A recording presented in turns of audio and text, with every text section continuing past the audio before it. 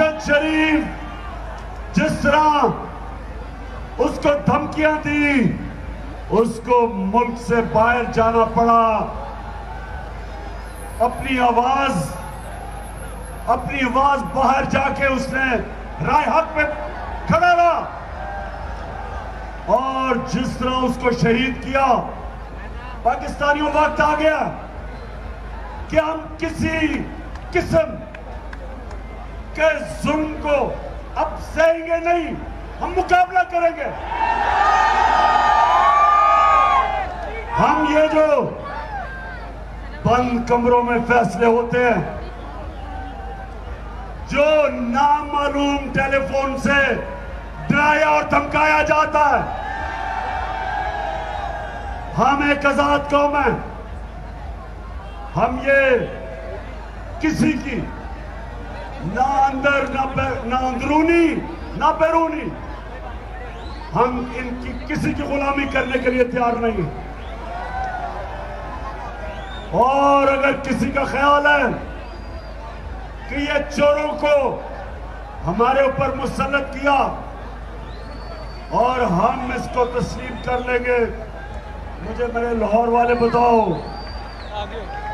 ایک میرے سوال کا جواب دو کہ کیا یہ امریکی چمچے، یہ امریکنوں کے غلام، یہ پاکستان کے ڈاکو، کیا آپ ان کو اپنے اوپر مسلط ہونے دیں گے؟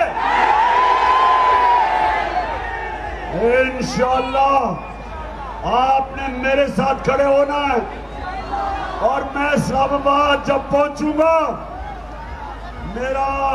میرے پاکستانیوں تیار ہو جائیں،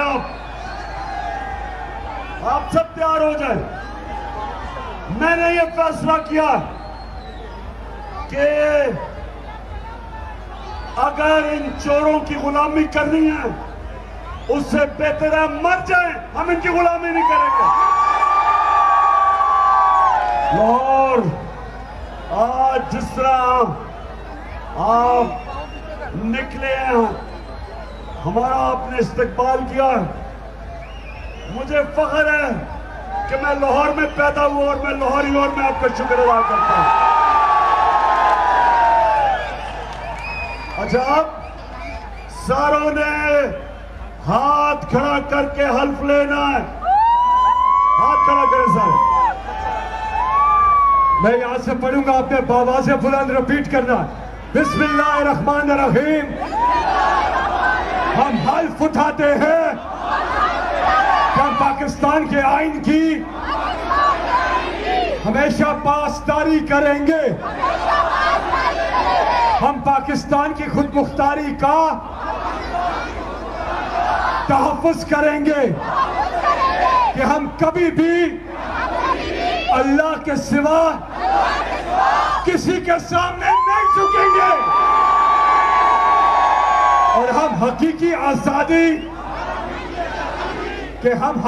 آزادی کہ اس جہاد میں آخر تک عمران خان کے ساتھ جد و جہد کریں گے، اور ہر قسم کی قربانی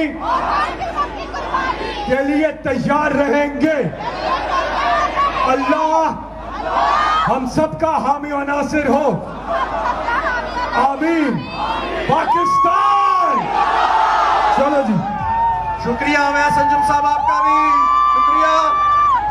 فاروق جاوید، عابد میر، سعید خان، ٹیم ایم 126، سعید خان، مہر عبدالستار صاحب، میاں آباد صاحب، آپ سب کا شکریہ۔